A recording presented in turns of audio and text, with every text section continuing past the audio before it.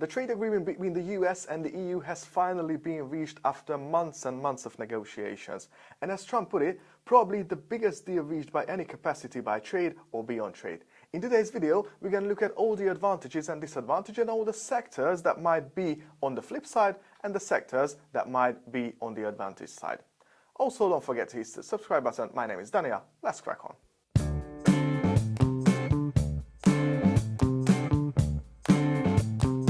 First, let's start with what is the actual trade agreement, what does it contain? So the baseline is the 15% tariff, so that is a huge advantage for Trump, and probably we can put it's a huge disadvantage for the EU, and there are several nations, including France as well, who are a little bit disappointed with that, and that's a slightly polite way to put it, with von der Leyen, how she actually did the whole trade negotiations. But if we look a little bit deeper, so where we started from April, actually the tariffs that Trump threatened was 20%. Then it went up to 50%, then it was 30%. So it was a classic trade negotiations where you put everything in a really high position and then you say, okay, we can settle down in a little bit lower percentages. So the final was 15%. And yeah, from France and some other EU nations, von der Leyen, they wasn't very happy with von der Leyen. However, if we look a little bit deeper in that one, actually von der Leyen did what she needed to do. Because if we look deeper, you can see that von der Leyen was a defense secretary and a defense minister in the Angela Merkel period for Germany in the 2010s. What that means is that she needed to bring in the tariffs for the German auto industry. And she did, because the threatened tariff for the German auto industry was 27.5%. And beyond anything, that was her goal, to put it on 15%. Yeah, of course, the nations that are not included in that are a little bit hesitant and not that happy with the trade deal.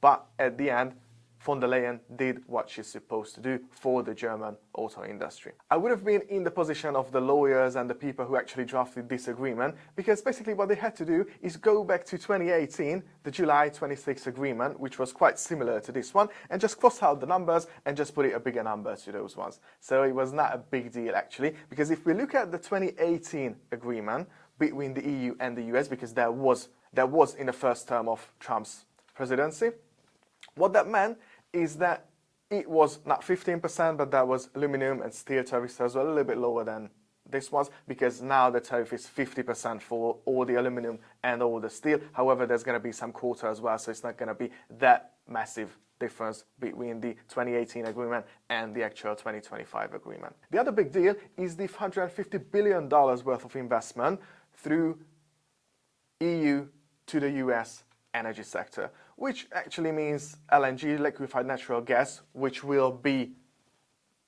supplied from the US to the EU. And what does that mean? It means that the EU will pay quite a hefty price for the US market instead of buying from Russia, but we know the sanctions, so there's actually not many options that the EU had in this one. The other major factor in the trade deal is the $600 billion worth of investment that needs to go to the US by the end of the Trump term, which is by 2028. And the EU actually agreed that they will put in $600 billion worth of investment to the US. Now this is a little bit tricky part, because if you look at that a little bit deeper, the Japanese agreement was quite similar to the EU one, because they had 15% tariffs and they had this clause as well in the agreement. Actually, they promised to invest $550 billion from Japan to the US by 2028. But this part is a tricky bit. Why do I say it's a tricky bit? Because nobody knows if these numbers are just absolutely just made up numbers, or are they going to be real numbers by the end of 2028? Because all the different politicians, all the different people, they say, oh, I see it this way, well, I see it that way. So if we took the Japanese ones, the US said that Japan will invest $550 billion. These are actually private companies, so this is not the government that invests these amounts into the US or plans to invest these amounts to the US. But the private company said, well, maybe 1 or 2% of that will be the direct investment, so in that case about $10 billion, and the rest will be actually loans from Japanese banks to US companies. Well, that's not really direct investments, but that's another story as well, and the EU has the same sort of disagreement with the US, but these ones are not finished yet. And the good part is, from this agreement, is that there are some categories that get 0% tariffs. This is the aircraft manufacturers, the aircraft parts, so they get 0% for 0%, so it's going to be no trade barrier between the two nations and the two continents.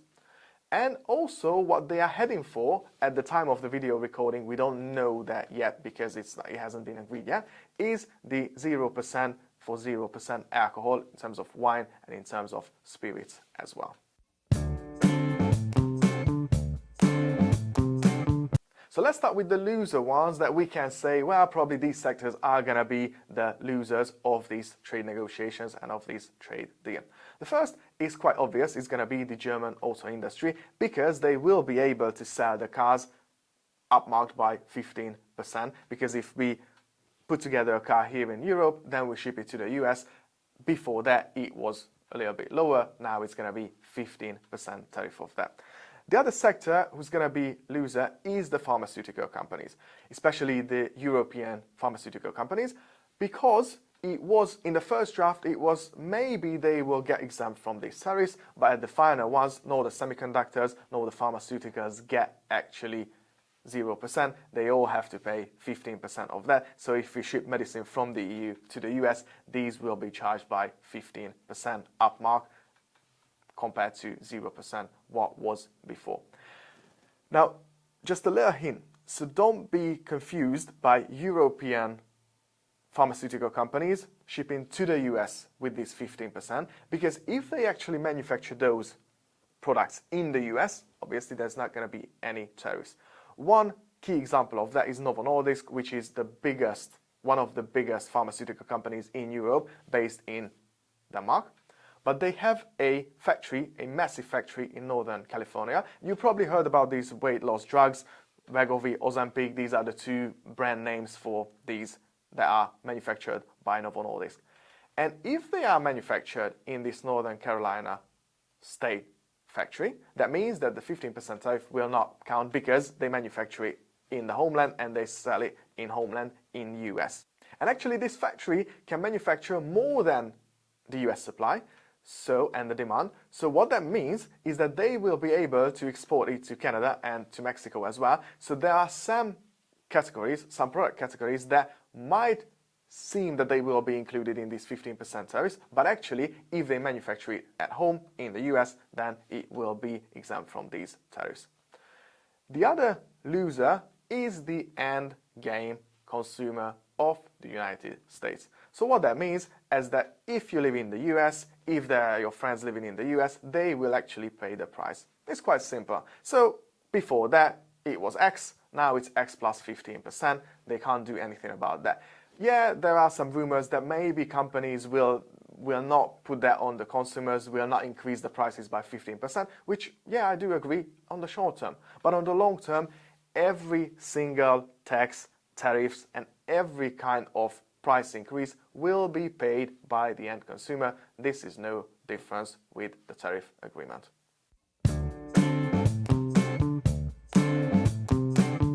And let's see who are the winners of the agreement, because obviously if there's a loser side, then there's a flip side of that, which is going to be the winners and the winner sectors. Well, based on if the German auto industry is going to be the loser, then who's going to be the winner? The US auto industry, so Ford, General Motors, and you can come up with all these names that actually manufacture the cars in the US. But there's a little hint as well here. I'll just give you some clues as well. So maybe, it's just a big maybe, but maybe the German auto part and auto industry might be still competitive with that 15% tariffs. How is that even possible? Let's take an example with Porsche. If we manufacture all the cars in Germany, then we put it in a container, then ship it to the US. What that means is that we'll get charged 50%.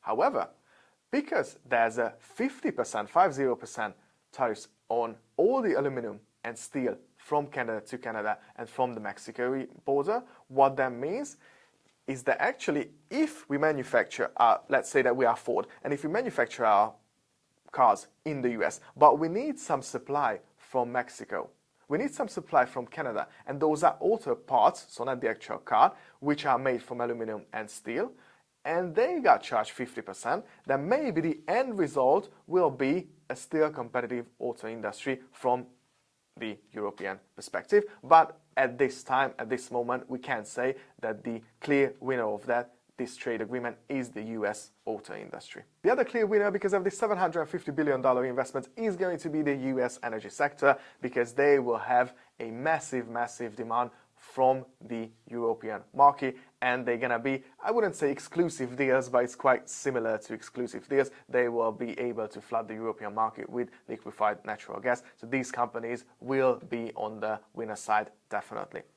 The other winner side, which is not that talked about, is going to be the aircraft industry. But this is actually a winner from the EU perspective and from the US perspective, because they said that these are strategic investments and strategic sectors, so they don't want to put any trade barriers between the two trades. It's going to be 0%. So if you are thinking about Boeing, if you are thinking about Airbus, both of the companies will benefit from this trade agreement. And at the end, what is the biggest and who is the biggest winner of this trade agreement? Well, actually the US, in terms of the US capital markets and the US as a whole country, plus the United States dollar as a currency compared to the EU. Just look at what happened after the trade deal, what happened to the euro dollar, what happened to the pound dollar, what happened to any other currencies traded against the dollar. The dollar started to gain strength, because that means that the US is still going to be the leading way, and the US is still going to dictate what is going to happen and how the capital markets are going to function for the next 5, 10 or even 15 years.